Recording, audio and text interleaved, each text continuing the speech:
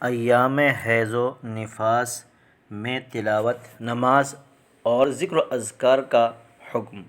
دوران حیض یا نفاس نماز پڑھنے اور قرآن پاک کی تلاوت یا ذکر و اذکار کرنے کی شریعت میں کیا حکم ہے؟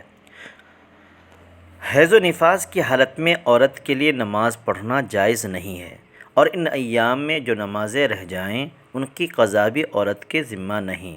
مشکوٰۃ شریف کی روایت میں ہے کہ حضرت معاذہ عدویہ رحمۃ اللہ علیہا نے حضرت عائشہ رضی اللہ تعالی عنہا سے پوچھا، یہ کیا وجہ ہے کہ حائضہ عورت پر روزہ کی قضا واجب مگر نماز کی قضا واجب نہیں؟ حضرت عائشہ نے فرمایا، نبی کریم صلی اللہ علیہ وسلم کے زمانہ مبارک میں جب ہمیں حیض آتا تو ہمیں روزہ کی قضا کا حکم دیا جاتا تھا، لیکن نماز کی قضا کا حکم نہیں دیا جاتا تھا۔ حیض و نفاس کے ایام میں قرآن پاک کی تلاوت اور بلا حائل اسے چھونا بھی جائز نہیں ہے۔